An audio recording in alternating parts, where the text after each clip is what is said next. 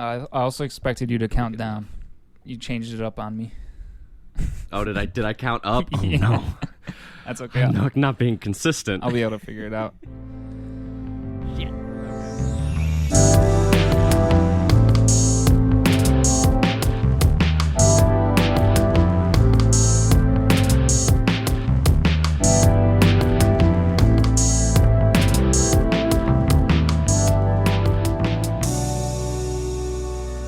Well, anyway, all right.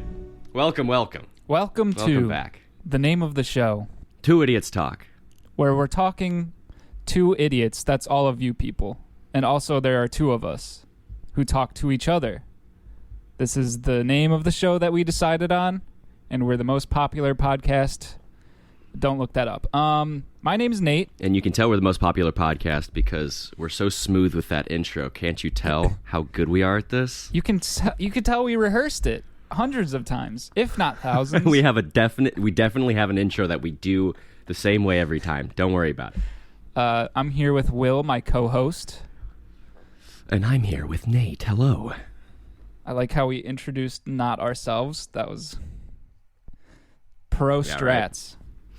So Exactly. We know what we're doing. if you're listening to this All right. podcast, you probably have some interest in, some fringe conspiracies and general knowledge that is, known to the public that has an interest in learning about things that they don't teach you in school. Yeah, they're keeping it from you. The man's keeping this information from you. And I still don't know what I'm going to title this episode, but you probably saw in the title somewhere that we're going to be talking about Area 51 and Bob Lazar. That's how you pronounce that, right? We've mentioned it in past episodes, too, so you probably could have figured it out, but... Yeah, our two previous episodes. Listen to those before this one. Yeah, there's a through line. You have to watch those first. All right. So what Will and I did to try to prepare for this, to not sound like complete imbeciles, was to watch... So we are. In theme with our episode, we are, but we want to try to give, some information. Otherwise, what's the point? Right. So we both watched the Netflix documentary on Bob Lazar by, what's his name, Jeremy Corbell. I don't remember the name. Yes. What is the name of the documentary? I don't remember. Bob Lazar, Area 51, and Flying Saucers, I believe. It's pretty easy to find. If you just search Bob Lazar documentary, it's like the first thing that comes up. It's very well made. And to give more information, Bob Lazar and Jeremy Corbell, when it first came out, did a podcast with Joe Rogan. I listened to that when it first came out. And I listened to that. So I already knew about this. I just didn't listen. I didn't watch the documentary. Yeah, I listened to that Joe Rogan podcast last week, and I had already listened to a different podcast like a year ago, 2 years ago when the documentary first came out with Jeremy Corbell on it. So we both have we got our toes wet, basically, is what we're saying. Yeah, we got our little piggies wet. Yeah. Got our little piggies moist. But, so, don't mind me. So, before I ever even heard of Bob Lazar, I was already extremely skeptical of aliens. I mean, I loved the idea, and I'm the type of person that's like, there's definitely life in the universe, other life in the universe. That's a fact. Whether or not it came here, who knows? I was very, very skeptical. Yeah, if you don't think that there's life other places in the universe, just stop listening. You a dummy. Just stop listening to this podcast. We don't want you here.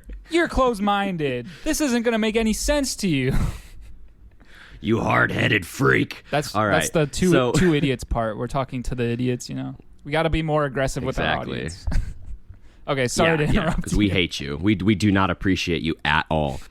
But when I listened to... So I was already skeptical, but then I listened to that podcast, and I do have to say, when I first listened to that podcast, I became very open-minded to the idea of aliens having been here, because let me say, Bob Lazar is a very charismatic guy. Yeah. Very charismatic. Even though he likes to act like he doesn't like attention, regardless of what you think about him, he clearly kind of does, and he's good at talking. And he's good at talking about this stuff, and he's good at making you believe him. And Joe Rogan just basically gives him a silver platter the whole time. It's kind of... Oh, yeah. He's all in. Joe Rogan's like, this is fucking awesome. I totally believe all Doesn't this question stuff. a single thing. Yeah. So, as a in the viewpoint of the listener, you're kind of like in Joe Rogan's shoes a little bit, and like when you listen to that podcast, especially most people are in his shoes as they don't also know enough to question Bob Lazar.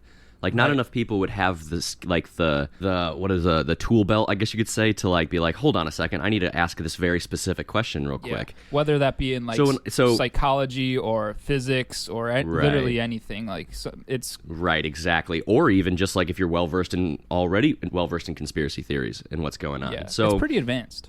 Yeah, when I first listened to it, didn't really have much to question. Fucking loved it. Years go by. That was 2017, I believe. And then, you know, we start doing this, we start talking about aliens and stuff, and we're both like, let's fucking do Bob Lazar. So we both watch it again. And I don't know about you, Nate, but even before starting doing research, when I was listening, I watched the documentary, it was like, cool, awesome. But I already heard all this stuff. Mm-hmm. Then I listened to the podcast again, and even before researching, kind of was like, you know, something seems a little, there's a couple things here and there I'm like, this is a little weird. Yeah. And it's kind of like sticking out to me, and I'm like, I'm kind of getting a little more skeptical, though not like disbelieving. Right. You know, I'm just kind of like, this is weird. So before we put the cart before the horse too much, let's just do like a brief overview of the Bob Lazar story, if our listeners aren't completely familiar. Right. Already. Yes. Okay. So basically, his narrative is that he lived somewhere in Nevada, right? Right. And he built this Honda rocket car, and he was working for like some physics labs in Los Alamos, and then got hired to work at S4, aka hangar in Area 51. Yeah, according to his story, he worked for Los Alamos directly, met a physicist there, kind of like got to know him through the jet car he built, and then later not emailed him, this is before internet, what am I talking about? Just contacted him to be like, hey, do you have any openings for me? I've worked on particle accelerators. I can do anything. Yeah, he said he had a mini particle accelerator in his house. Right. And this was all in the mid-'80s, right? Yeah. And then he gets hired by EG&G or through EG&G or something like that. Yeah, forgive us for these exact details from his story. If we don't know the exacts, that means it's not necessarily important to the overall gist. Right. Other people have done super, super deep dives into his history, so we can just give that to other people to do those. And then he works at S4 for 6 months, and after 6 months... He's an idiot and gets fired! He's fucking stupid! But weird things happen. He starts getting tailed because they don't think his home life is stable enough, so he freaks out, then brings his friends to come view the flying saucers that he's seen and worked on. Oh, should we go into like a little bit of what he claims he saw? Yeah, I think that would be important, because we should at least talk about the main thing, which was the like generator, the anti-gravity generator, right? Which he described as a box with a half sphere on top, right? And basically, which was powered. It was antimatter powered, and generated a gravity field that when you put your hand towards it, it felt like when you're pushing two like poles of a magnet together where you get that cushiony feeling, but with your hand going towards something. So that is impossible unless you're generating a gravity field. He claimed that this was his main focus of his experimentation at Power S4, and propulsion. And he wasn't allowed to see anything else or ask questions about anything else about where it came from. He said in all the briefings he was given, he was skeptical of the, backgrounds of the technology. He said he didn't really care about the background anyway, or like where it came from. Right. He just was interested. He was just in excited to work on this stuff. Right. But he did mention that it came from Zeta Reticuli, or was an archaeological dig that these. Right. No, the one he said that he saw one of so. He got a bunch of briefings, and according to him, what they would do is they would brief him on a bunch of stuff, and half of it would be bullshit to kind of like throw him off. So they could trace. Were very compartmentalized. Yeah, so they could trace a buddy system. Leaker. He worked with Barry. Right. He worked with this guy, Barry, who... and they worked on power and propulsion on this drive, on this anti-gravity drive, but they didn't talk to anybody else. So they would get briefings of the information they needed, but also other information that might be accurate, might be bullshit. They would use this to throw them off, or if they were to leak information, they could track it back to who exactly it was with the specific information they've given. So he said in the briefings they mentioned Zeta Reticuli, and then offhandedly, he doesn't remember where that they mentioned it was one of them at the very least. One of the UFOs was from out of 9. an archaeological dig. Out of 9 that are at the base at S4, which he saw all of them one day and saw one of them fly for about 30 minutes, I believe. And he knew that they did high-performance tests on Wednesday, so after the 6 months that we were talking about, that's when he brought his friends out over the course of 3 weeks on Wednesdays to watch them, and then they got caught. Yeah, so and that's when he went. And after that's when he went public. Right, and he went public through George Knapp, who was a popular reporter at the time. And the end of his time at Area 51 also came about because his wife was having an affair, and he apparently wasn't privy to that until the people at Area 51 who were monitoring like his communications from his house, like his house was bugged apparently. When they had time to do that, I don't know. Yeah, right. And they showed him these recordings. Well, no, he agreed to it. Remember, they bugged his house because he agreed to it. Okay, yes, yeah. That was part of his. That's what he signed up for because they were just like, we're gonna have to track you and like know what you're talking about, and he signed off on that. And they were like, oh man, he's probably not going to be mentally stable anymore because his wife is cheating on him. And that's when he like started to show his friends because like, oh, it's probably over. And then he actually got fired and threatened and a bunch of other stuff. And that's when he decided to come out with George Knapp. And I guess we can get into more of the minutia as we flesh things out about our thoughts now. So from here, since we've established kind of like the normal what his timeline is, I kind of think we should get into some of the things we found about his timeline that he doesn't talk about. Yeah, so we realized, at least I did, when listening to this podcast, that some details were like patchy. Like there's not a lot of his life before working at Area 51, and most of the life that he talks about after just has to do with having to deal with the fallout and nothing else. Exactly. Which is already a little sus, but it's kind of like, it's a big. It makes sense because your story's about S4 and what happened after you, so it makes sense that you don't really want to talk about your past life. But when you really start looking into it, things kind of start clicking, and this is where you get into, oh man, it's starting to like make sense why I was a little suspect of this guy listening to it for the second time. And it's just so unfortunate because I really want to believe, like I want to believe so badly if I could, my wallpaper would just be that freaking poster from the X-Files. Let me specify that we are not necessarily hating on this guy, even though it sounds like we're going to start doing so. I love this stuff. I wish it was real. I want to believe it's real, and I did believe him. It's just as we started looking into it, I began to question it more and more, and I do want to defend him, so I will defend him where I can. It might not be that often, but I will try. Same.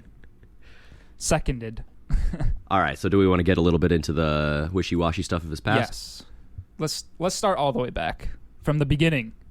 Yeah. So there was his Honda rocket car, and this apparently he made this after, I think he was in his early 20s. Apparently, he lived in, I think he lived on like the east side of the U.S. first. And he graduated from high school, like bottom 50 percentile of his class or whatever. He went to college. I can find it. Yeah, he went to college, but didn't graduate. He was born in Florida. Yes, Florida, East Coast, sorry. Didn't graduate from college initially, and then he started doing like all these weird experiments. What was his first job? Crap, I forget. I know one of his first jobs was being a self-employed like photo developer or something like that. I believe that was after Los Alamos. As far as I can gather from the timeline I read about what it was he was a third-party contractor at Los Alamos. Right. Because, for example, I guess we got to specify a couple other things here. Apologies. But part of the justification for his legitimacy is his past was supposedly erased. Supposedly, the government came in and said, and just started like erasing things from his past, like him going to MIT and Caltech and working at Los Alamos. And people like George Knapp did some research, and they found his name in a phone book that listed him as working at Los Alamos. However, they listed him working at Los Alamos but It wasn't like electrical technology. It was just like maintenance or something. it was maintenance for a third-party contractor, I believe called Kirk Meyer. Yeah, it's that sounds right. something like that. Yeah, Kirk Meyer. Because the KM is next to his name, and that's the initials like that are for contractors at Los Alamos. So, yes, he worked at Los Alamos, but he's kind of lying a little bit about what he did. By omission, so that yeah. begins to go, oh, that's strange. Why would you do that? But not really, because he claims to have been a physicist. Mm-hmm. So he is kind of blatantly lying. So he claims to have worked as a physicist at Los Alamos, but he didn't. And they cite a newspaper article where the reporter only talked to him and took his word for it that he was a physicist. Yep. That was the poor journalism of the 80s. Right, exactly. And he wasn't. He was a maintenance person. He did work on I believe, a particle accelerator for maintenance, which is interesting. You know, he has skills, but he wasn't a physicist. So that's where it starts to come like, ugh, why are you lying about that? And then we can also talk about his marital situations, I guess, which aren't directly related, but just generally interesting because they're very non-conventional. Oh, yes. So he was initially married, I think he was about 20 years old, to a woman who went by the name of Carol, I think. Yes, Carol Lazar. And then he separated from her, found another woman whose name was, I think, Tracy. Yes, Tracy and Merck. I don't think him and Carol separated, though. They were still legally married. Well, they were still legally married when he got married to Tracy, but then like not even a week later, Carol is found dead in Las Vegas by suicide, apparently. It wasn't a week later, it was 2 days later. 2 days later. Oh my God.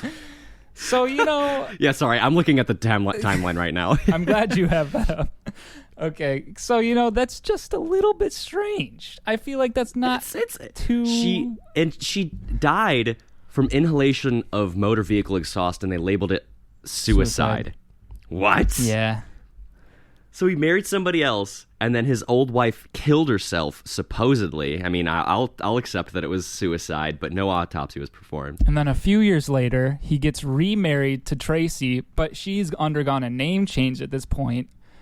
And I can't remember what she changed her name to, but I don't think it's important. Let me find it. Okay. Jackie Diane Evans. Okay, so that's kind of a drastic name change. Wonder why that happens.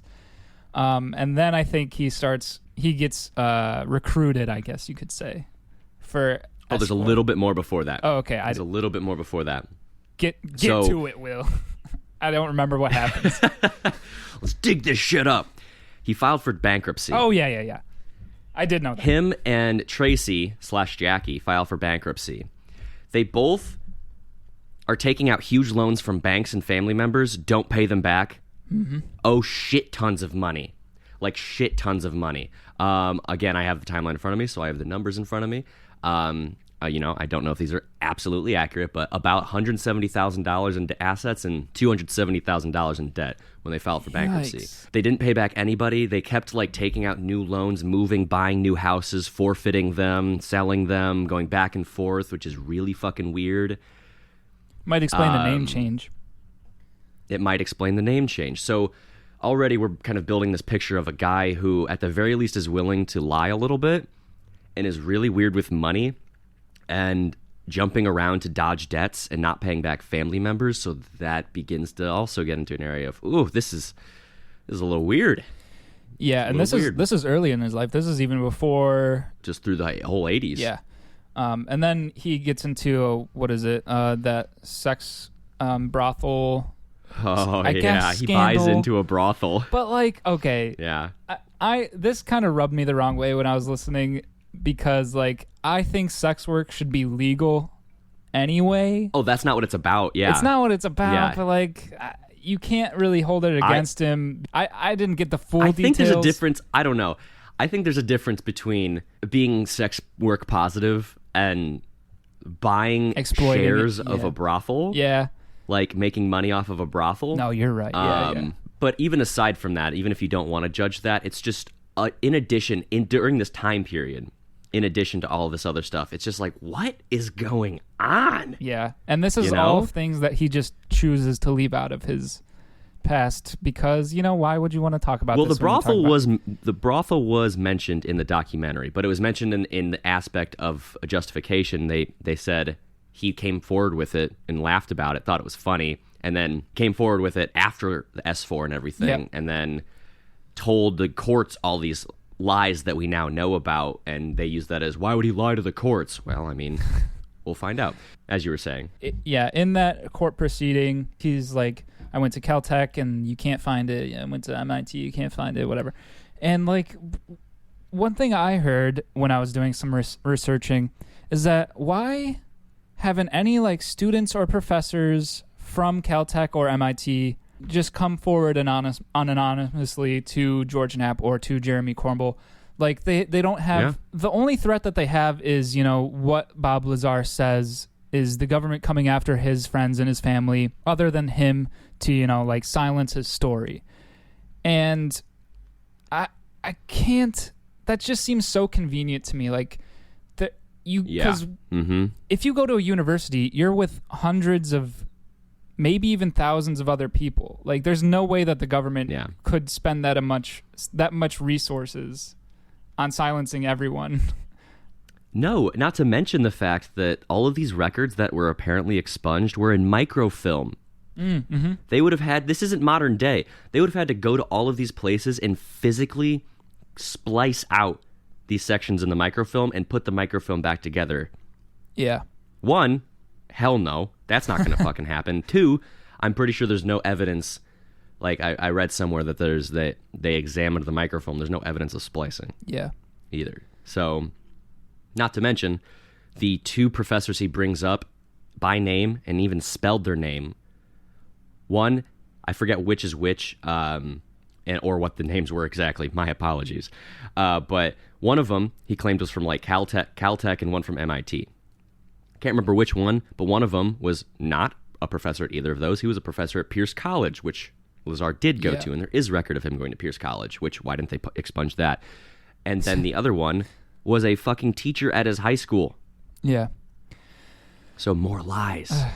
More weird lies. For someone who claims to have worked at Area 51 under government employment for only 6 months, I don't know. I kind of find it hard to believe that the government would put all this time and energy into, erasing so much of the surrounding information to one guy, And also, it begs the question, why hasn't anyone else come out from Area 51 if Bob Lazar has? Like, you'd think he would have, opened the floodgates or something.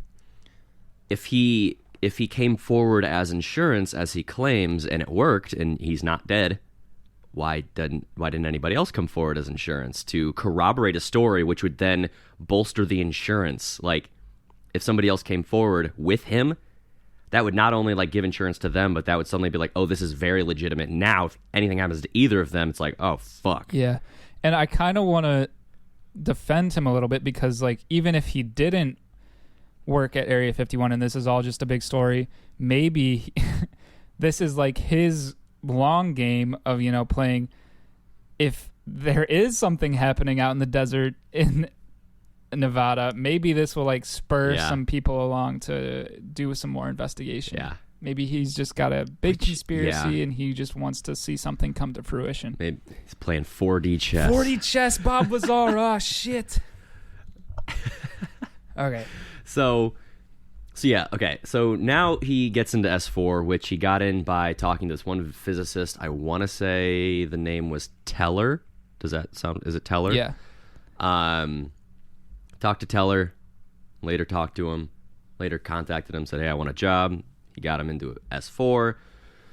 He was in S4 for 6 months, where he saw all those things that we mentioned, UFOs. He worked on Antigravity. He was inside a UFO once. He saw the hangar doors open, saw all 9, but he never got to like go near them. Yeah, his description of the interior of the UFO is also kind of interesting. Yeah. Because one of the things he said was that there's no artwork. I specifically remember that. And there were no right angles. Yeah. Or connections. Everything was one piece. Yeah. And like how that's such like a weird thing to call out to me, the no artwork thing, because why would you assume that something that's originating off planet, like why would you assume another planet species would? Why would an exploratory or military space vehicle of another race have artwork in it? Right, yeah.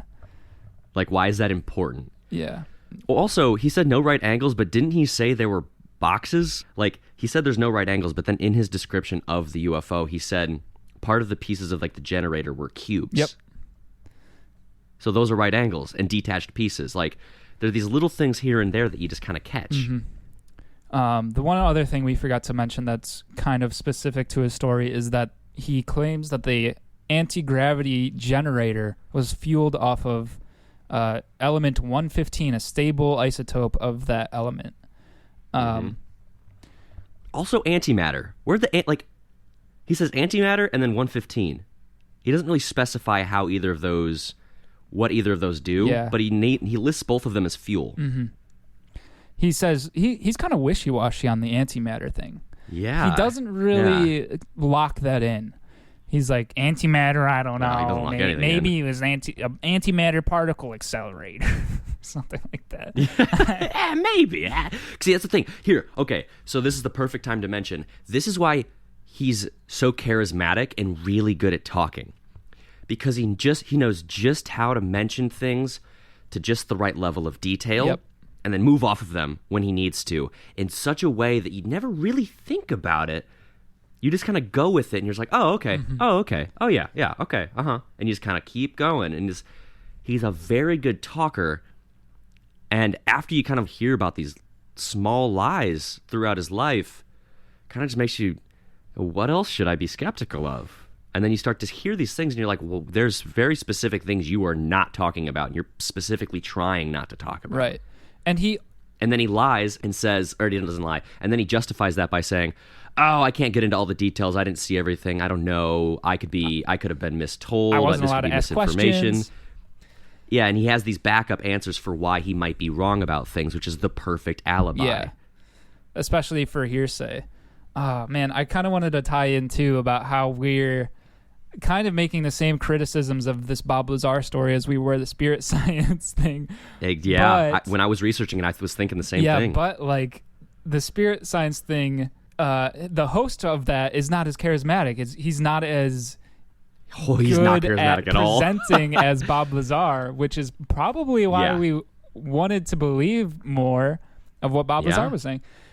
What was the one thing that he said about the spaceship? I thought this was just an interesting tidbit of the hatch that would like fold up. And he was like, this is the one part that I know that we could design with current technology.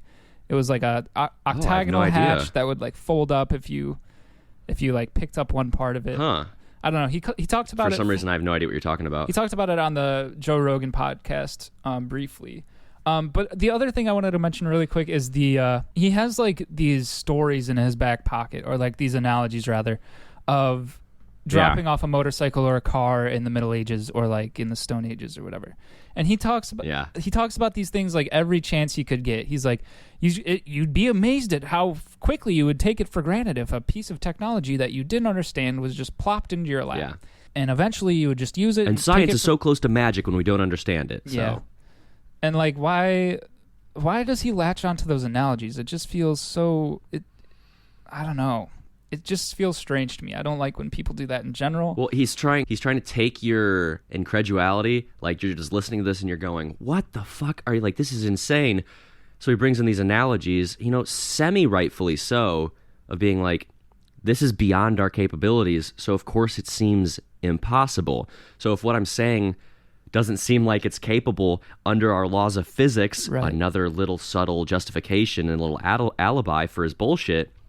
Sorry, I said I was going to defend him, but it doesn't sound like I am. But he says these things so that you go, okay, yeah, so I shouldn't really question it. And I can't wait to get into the science stuff. Okay, yeah, I'll try to segue into that right now. So there are some cool things that kind of he does explain, like the anti-gravity generator would allow for the spacecraft to make these crazy movements in space that negate the effects of inertia. Like if you saw a spacecraft going at hundreds of miles an hour and then turn instantly, you would think that the pilot would get crushed because of G-forces. Yeah. But with the anti-gravitational field, this would be negated by Bob Lazar's claims. Yeah. Just in case anybody, I trust the audience to understand what we're saying, but just in case, it's just like when you're driving a car and you turn really quickly and you get smushed into your car door. Yeah.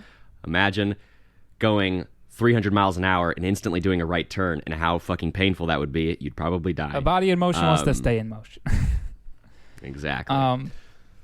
He also mentioned that there was like a force field generated that was in the shape of a cardioid, a heart, like an upside down heart or whatever, so that you could see the UFO from the side but not the bottom.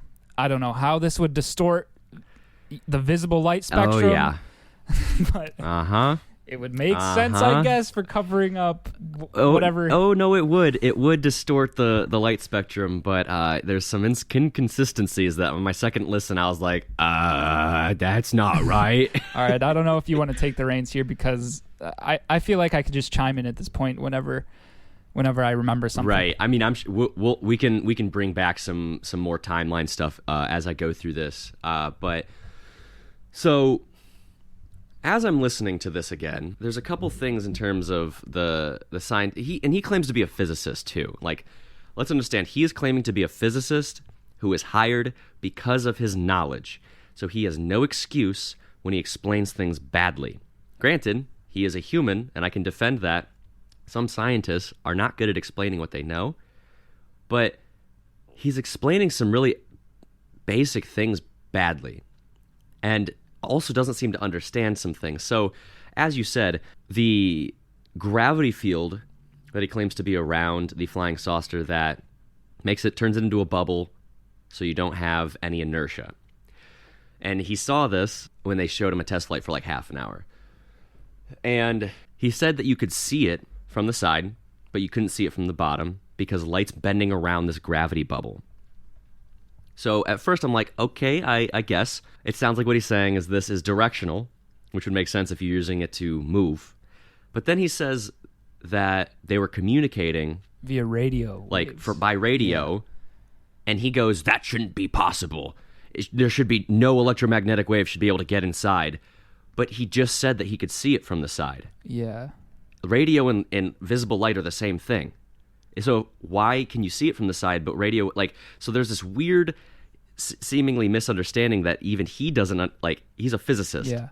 That's weird that he's not getting that. And I just watched a video on Veritasium's channel arguing that gravity doesn't exist based on, inertial frames of reference, and that gravity is not, in fact, a wave, and rather it only exists as a bending of space-time. And I can link that video. And it's a field that undulates. Right. It's a field effect. It is not a wave. So having a generator of waves doesn't inherently make sense based on the relativistic theory, which, if you believe this theory and more evidence suggests that it's the true theory, if you had an anti-gravitational field, everything inside that field would be pushed away because of the bending of space-time, and the craft and the pilot would be expelled, Yeah, and then he gets away with it. He gets away with that, though, with his stupid, advanced science seems like magic. So I can kind of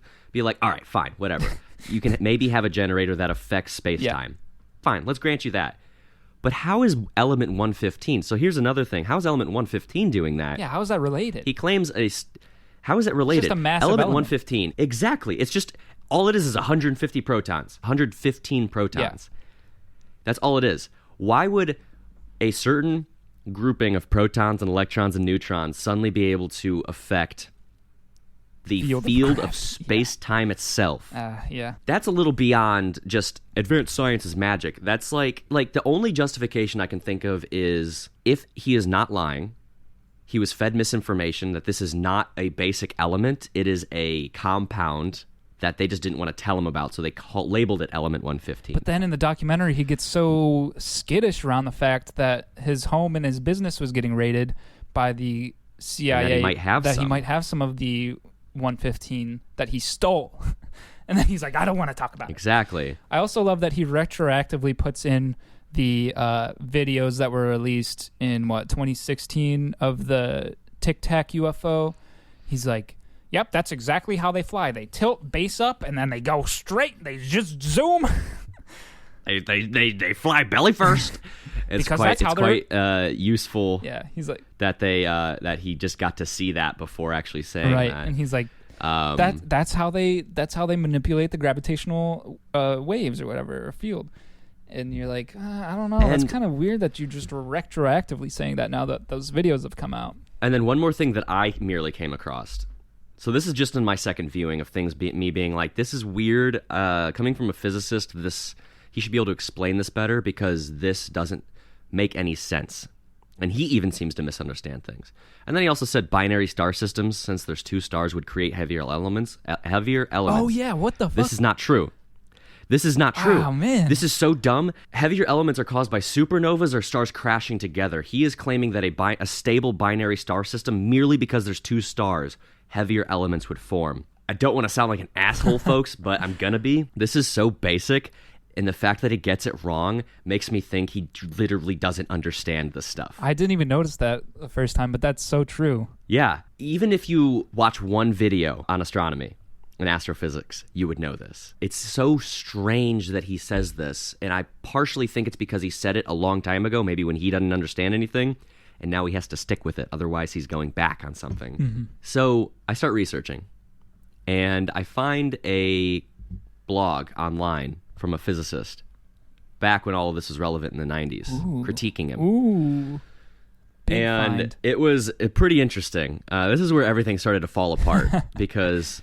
Things granted, Fall Apart by no, I can't. Chapin. Oh, I have no idea what that is. Never mind. It's a high school reading book. It's not good. So a couple people would be like, yeah. But granted, I don't know physics that well. I enjoy reading about it, but that's I don't have a super extensive knowledge. And I also can't actually prove this guy's blog is true in any way. But it was really interesting to hear him talk because a lot of it made sense. So a couple of the things he goes through is, one, Bob Lazar says that the old view of gravity was gravitons and the new theory of gravity is waves. That's not true. Right. Gravitons are quantum theory, and gravitational waves were proposed by Einstein a while ago. Mm-hmm. We merely recently proved waves are real, and gravitons could theoretically exist on a quantum level Higgs boson, in some way. Maybe. Yeah, right. And gravitons would likely interact as a wave and a particle like photons, so he doesn't understand that. He claims matter is only protons, electrons, neutrons, and up, which is a lie. He claims quarks aren't matter, which is not true. Aren't there 4 different kinds of quarks? Yeah, and matter is just anything with mass. You have matter and you have force-carrying particles. And so he doesn't understand the difference between that. So he claims quarks aren't. So there's just some little things, and then he links the strong nuclear force to gravity, claims that the strong nuclear force and calls it gravity A, and claims they're the same thing. Not true. If he knows how they are, he has a unified theory and would win a Nobel Prize. And then he also links the strong nuclear force to gravity, and then links them both to the electromagnetic field, almost claiming they're all the same thing. Will's just telling me this stuff right now, and I have the most concerned look on my face because somehow... Oh, this is all Bob Lazar, by the way. This is all Bob Lazar, the physicist, who is so smart. He worked at S4, by the way. Because somehow I missed this stuff, and hearing it now... This isn't in the documentary, sorry. Okay. This is on his website. I apologize. I did not specify this. This is a blog that is critiquing Bob Lazar in the 90s. Okay. So he's basing this off of interviews and his website. Right, and just listening to these claims with a college level of basic physics, like, this doesn't make any sense. And like makes no sense. Original and like the basic laws of physics are just like a complete refutation of this. So and again, you could almost imagine Bob Lazar justifying saying these things by saying this is what I was told at S4. This is a new level of physics that the aliens already knew. Yep. So he has these justifications, these alibis for bullshit that he says, which is something con artists do, something grifters do, something compulsive liars do. And, okay. So this is where it really just begins. Like, after that, I was like, oh boy, now I don't know if I believe him at all. Glad this kind of sucks. I'm glad after doing research, we both ended up on the same page. Cause like, yeah, for context, folks, we were gonna do this first. We were thinking we both love this. We're just gonna talk about it. Then Nate reads into it and goes, "Oh no." Exactly. And then Nate starts researching and goes, "Oh no, I'm skeptical." And then we're gonna do like a good and bad thing. He's Scully skeptical. Mulder. I'm more hopeful. And then I start researching more and go, "Oh no." Yeah, things hit the fan pretty quick. We both begin to crumble. And like he also claims he doesn't take any money from the interviews or and he like donates it all.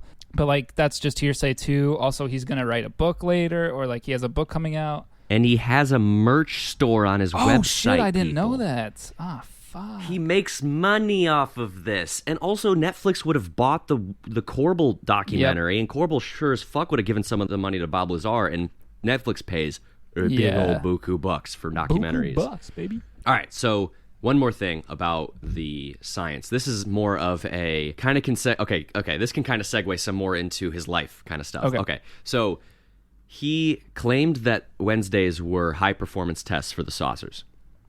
And went with his friends, took videos of things. And those videos are real. He took videos of weird glowing objects, which I want to say, where was the light being emitted from? Yeah.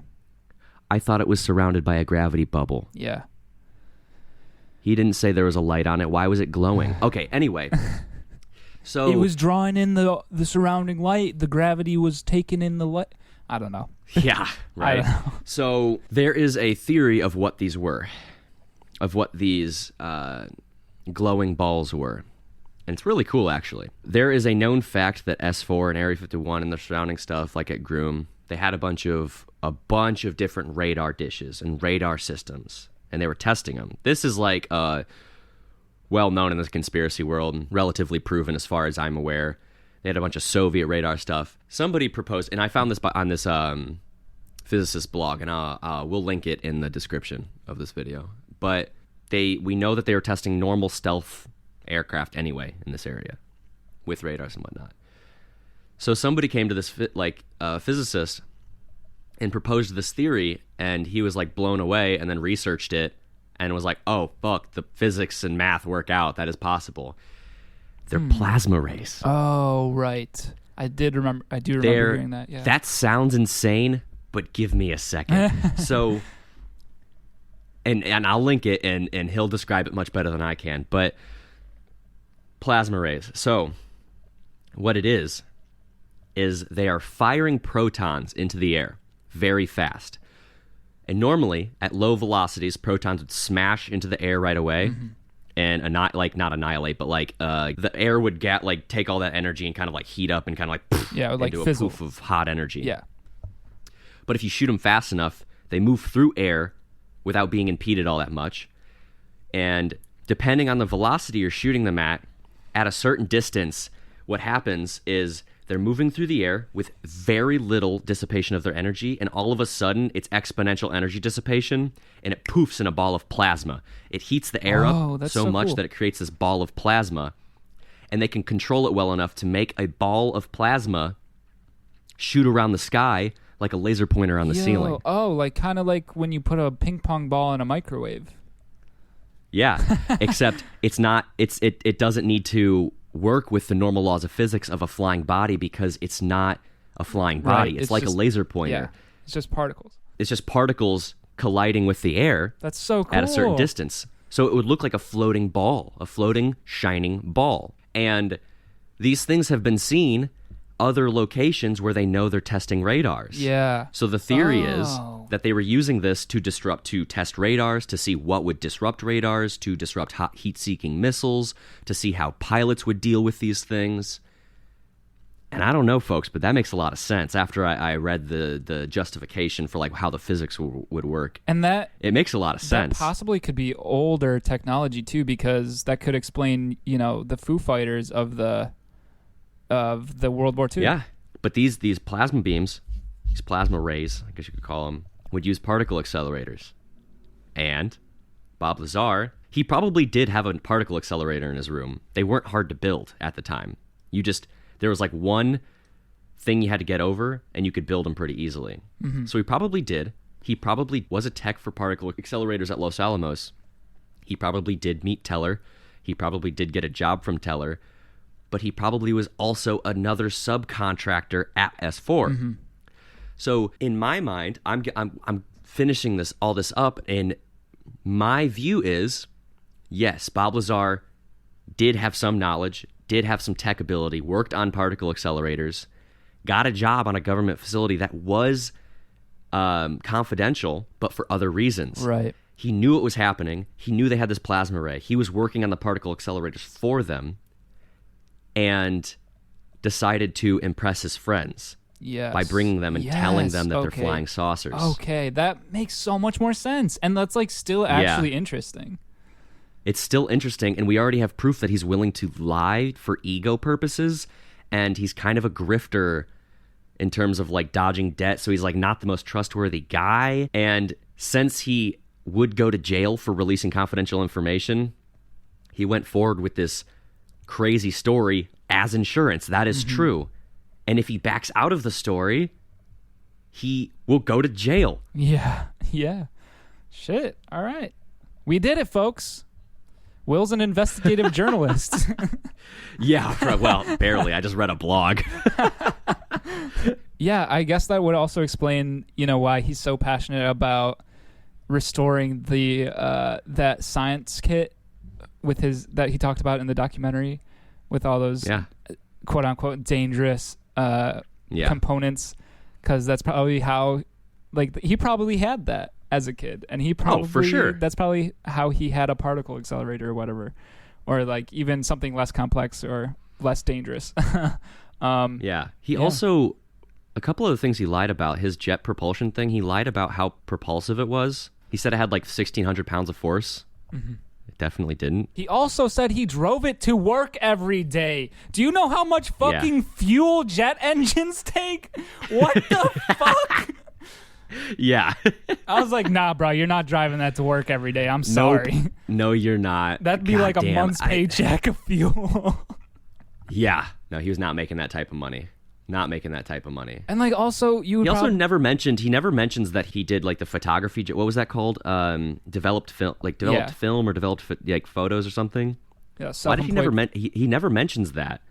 Like that's only something that you find in public records of his bankruptcy. You know what I think? Like which is all the bankruptcy stuff is public record, so that's like confirmed fact. I think he was just a self-employed anything, just to attempt to launder money to try to get out of debt from the brothel. Yeah, exactly. Maybe he still owns part of the brothel and is laundering through his business, United Nuclear, which, by the way, contracts to the Department of Homeland Security. Oh, how the fuck did you find that? I honestly don't remember. Oh my god, I want to link that so bad. That's so okay. wacky. No, I'll find it and we'll link it. But he contracts to the Department of Homeland Security. For what? Which why would they do that if he was a leaker? Yeah, if he was a whistleblower. What the fuck? Yeah. Ah, shit. So I don't know.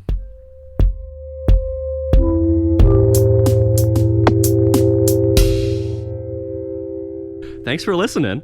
Yeah, thanks, folks. That was a lot of fun for us. I know that we both really wanted to do this. This was one of the first items on the docket for things that we wanted to talk about on our podcast before we even had the name.